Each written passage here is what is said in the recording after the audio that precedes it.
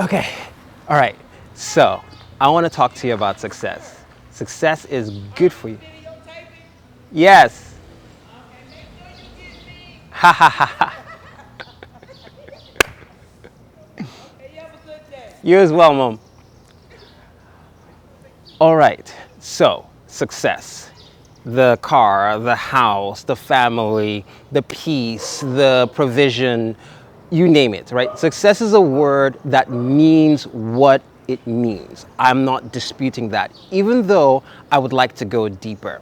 What I mean by that is when we think or talk or dream about success, we're usually talking about something that is seen in its accoutrements, right? We're looking at the amount of money in your bank account. We're looking at the size of your house. You know, you have enough room for every kid to have their own room. You have a big backyard. You have no debt.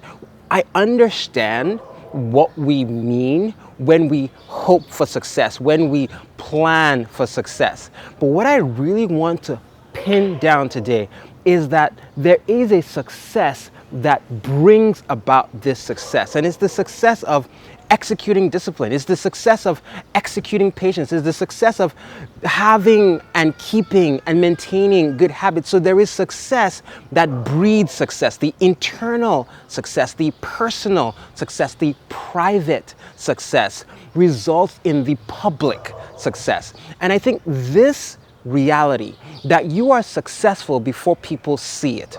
You are successful before it is manifest. I think it's so important that you can have a sense of being successful. You can have a sense that you are a success while you are at the very beginning, the seed stage, if you will, of your success. You see, because a mango seed and a mango tree are mango still.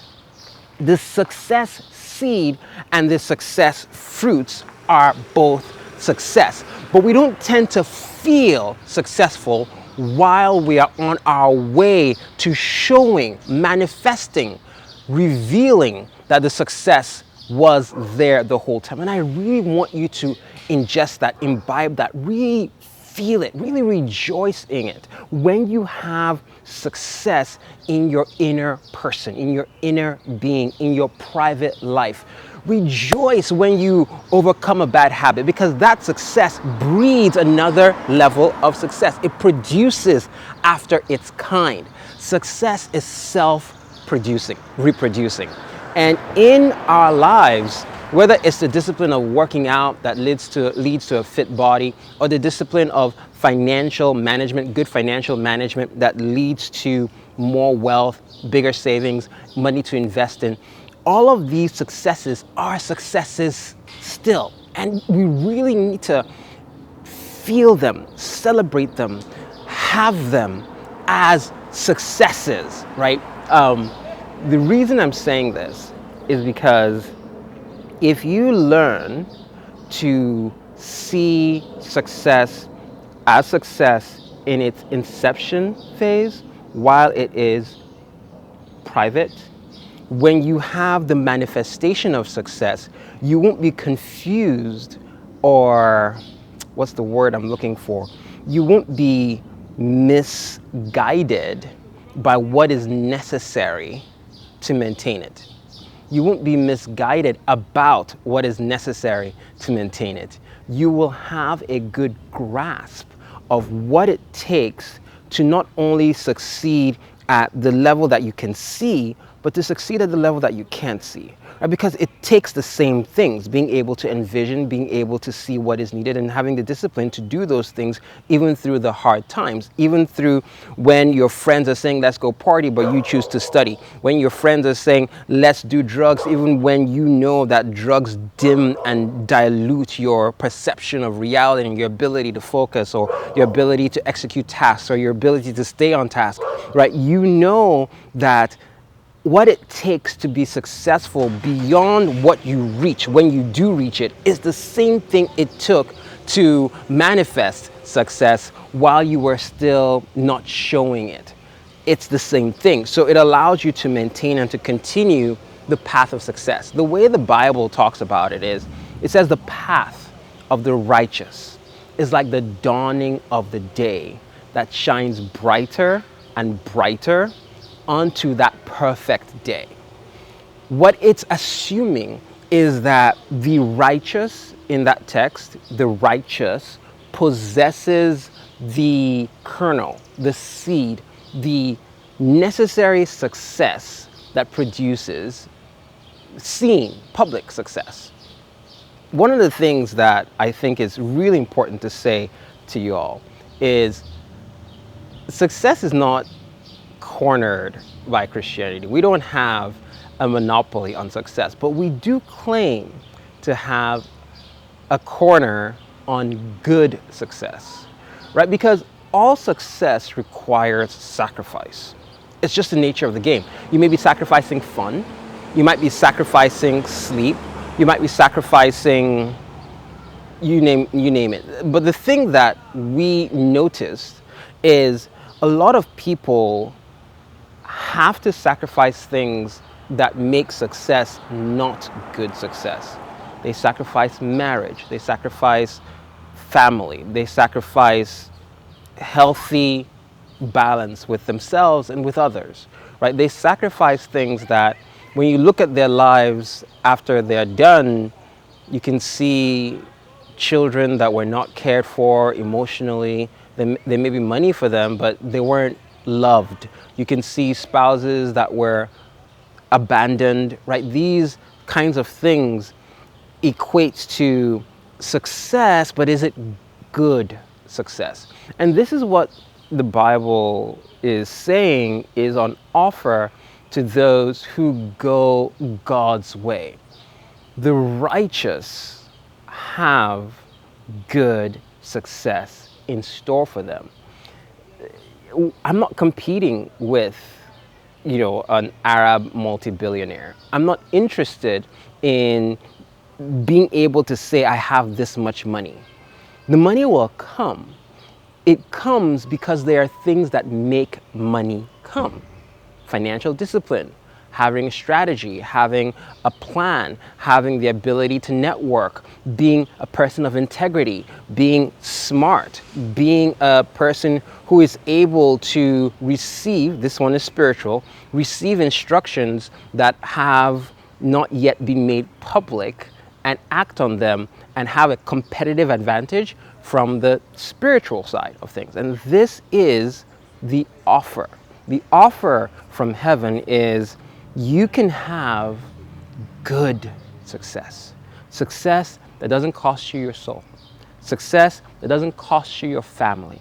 Success that doesn't cost you your children or your spouse or turn you into someone who is wicked, right? Success that is 360 degrees good. Now, outside of Christ, outside of the Christian offer, success is still attainable. It's still achievable. And I'm sure that that's something that people want to give pushback about, like, hey, you don't need Christ to be successful. It's true. But for good success, I know you'll disagree with me. You don't need Christ for good success either. Okay, right? Try and juggle all the things that make for success in every area of your life. I believe that you will find very quickly that it's impossible. It's not about balance. I'm not talking about work-life balance. I'm talking about right apportioning of priority every time, right apportioning of energy every time, right management of all aspects so that nothing is missing, nothing is broken. That is impossible. And it takes divinity to cover our humanity to make it work. That's the offer.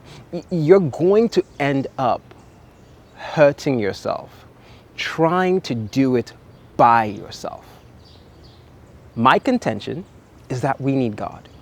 We need God to be truly successful, to have good success. And again, I really want to remind you that success is present from the moment you receive new life. Because in the new life of Christ, before anything is seen, whether it's your kingship or your queenship in your industry, whether it's your manifestation of that smoke show spouse that you're believing God for, before any of those things are true, the thing that produces those things are true, are being made true. So it's like the you that is the CEO is being built before the CEO position comes. So you are a CEO before you are seen to be a CEO. You are a king before you are manifest as a king. You are shaped and molded by God to be a success before you are revealed as a success, because you always were what he is making the world to recognize that he has always made you to be. Faith is believing that God has done it and that you are walking in the path of what he has already done. And in believing in his word that he has done it, and believing in his truth that he has already completed the work, that perfecter, right, of our faith, that perfecter of our stories, believing him, believing his word about you makes a lot of difference in the stress and the strife that you avoid, because you are no longer battling with the evidences to the contrary like someone who doesn't have hope. You have the hope that God is true. What God has said is true. What God's word declares is reality. And it makes it so that every mountain, you can say to it, be gone from here and be cast into the sea, and it shall be so. For whatever you bind on earth has been bound in heaven. Whatever you loose on earth has been loosed in heaven. And you are just speaking according to the truth. And so you see the power of God working in you because the power of God has already gone ahead of you. So today, you are someone that God has marked for success. You are someone God has called to success. And you are someone, if you believe in Jesus Christ, who has received the deposit, the earnest deposit of success. With that, go and win. Catch you at the next one.